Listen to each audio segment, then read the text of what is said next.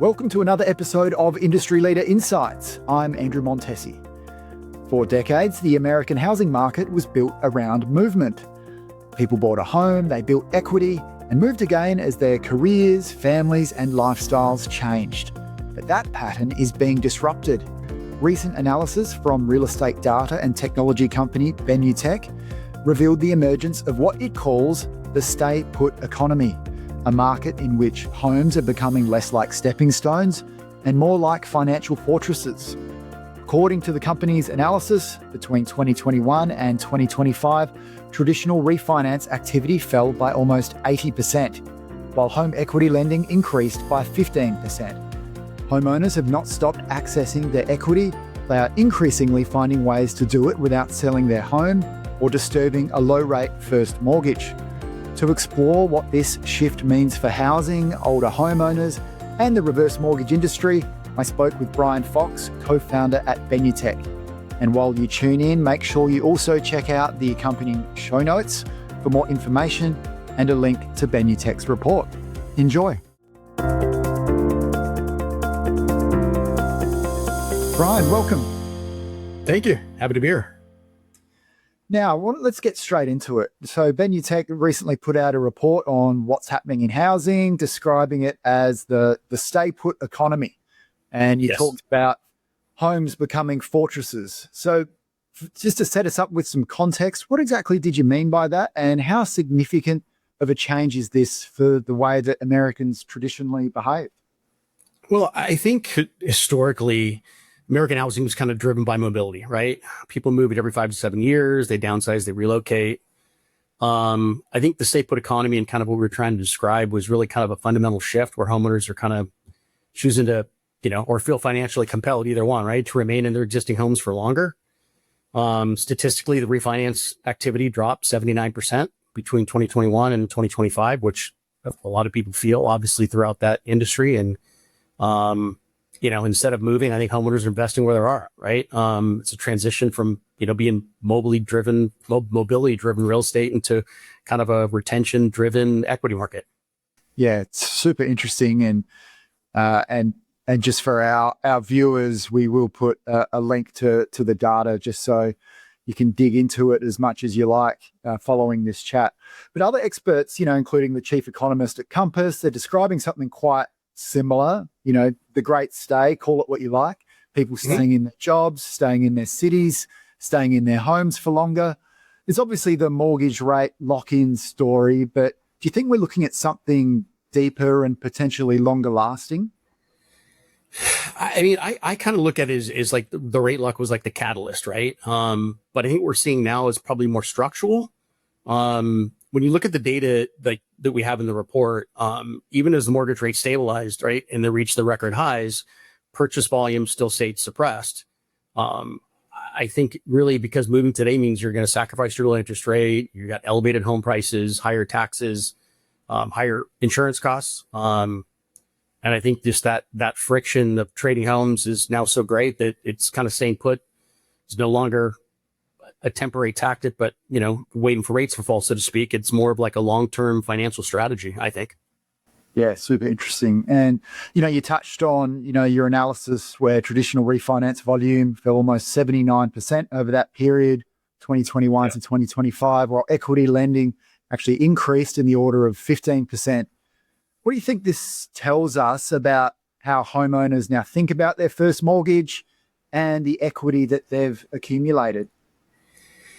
I think it tells us homeowners kind of view their low rate first mortgage as kind of an asset. Between 21 and 25, the cash out refinances and, they created 80%.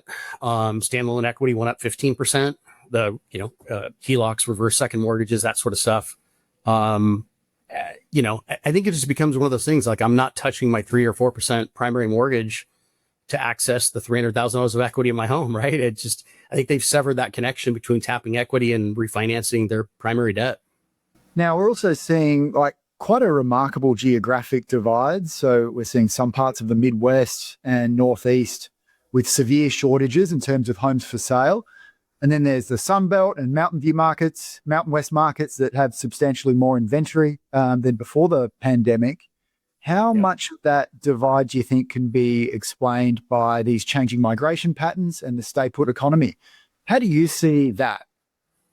Yeah, I think it's based a lot on home appreciation and really migration flows. The high cost that the legacy markets, if you want to call them that, like Northeast and Midwest, they're kind of locked in, frozen in place. And that's kind of creating an inventory starvation. Warming, Sunbelt states, Mountain West states, Florida, Texas, Arizona, massive pandemic migration right in. And I think, rapid building homes. In the end, I think, those people are staying. I think, local seniors are staying put. I think it's also why California, holds like 23% of all the active reverse mortgages in the country. Why Sunbelt states like Florida and Texas, Arizona, Colorado, they had another 27% combined. So I think really the equity concentration is heavily regional. So, I mean, I'm now interested to get your thoughts on, like, what does all this mean for older homeowners who, typically have longer tenure? They hold enormous amounts of this accumulated housing wealth. What does the stay put economy specifically mean for this demographic? I think for the most part, it's aging in place. They hold the lion's share of, illiquid housing wealth, right? And downsizing doesn't offer the financial relief it used to. They can move to a smaller home, but it means, higher mortgage rate, higher insurance, based on interest rates and higher taxes, those sorts of things. So I think your result, older homeowners are just choosing to modify their existing homes, pay for in-home care, supplement retire income by tapping the equity they have in their current home. So do you think that, given what you're talking about in terms of this economy, should we or should the market be thinking about reverse mortgages differently? Like, how do you see that? I think so. It's kind of the ultimate stay put financial tool, right? If you look at our, just the number of reverse mortgages that are still in place, right, on property throughout the U.S., 31% of all of the active reverse mortgages nationwide were written between 21 and 22, and they still exist on property. Rate shock hit in 2023. Reverse mortgages dropped by 50%. 24 and 25, they increased 10% and 20% year over year. I think that has to do with inflation, living costs. Seniors recognize that reverse mortgages allows them to extract the equity without having to, have a monthly debt obligation, or selling their house, right? I think it's mainstream equity planning at this point. So then we talk about like product innovation as well. There's been a lot of talk, in our space, about the increase of proprietary products. As things evolve, how important will this product innovation be, do you think? Obviously in terms of the reverse industry, but even wider as well. I don't know that I'm qualified to speak on it other than I just don't think that the standard FHA HECM limit applies to the high equity market, like fits the high equity markets. I think that's the biggest thing. I think, properties in California and Washington, Colorado, right, where they want that tailored equity access, there's no way for them to be able to tap all of it. So I think proprietary jumbo reverses could help, allowing them to be able to, the properties that are worth more than $1.5 million and, be able to get, they don't fit in that government loan box, right? So Yeah. I think innovation to, kind of would bridge the gap a little bit between home wealth and retirement income for those people. All right. So just finally, looking at the stay put economy in terms of where it gets to next, what could break it? Like, what could actually change what's happening and cause a shift and perhaps a different trend in a different direction? I think lower interest rates are going to release some of the pent up transaction volume. I think everybody thinks that, right? But I don't think it's going to break it necessarily any longer. Maybe behaviors have shifted. Even if rates drop to 5.5%, you got millions of homeowners sold 3% mortgages, right? And they face that, financial penalty of moving. If they specifically to an aging population, I think that overwhelmingly, prefers to remain like in their familiar communities and such. I think it becomes structural. I think rate cuts, again, it will unlock the liquidity, but the equity extraction in place, whether it's a HELOC or a second mortgage or reverse, I think it's going to remain a permanent fixture in today's housing community. Okay, well, Brian, thank you so much for your time and for sharing your insights. And yeah, we look forward to future reports from your company. Outstanding. I appreciate it. Thank you.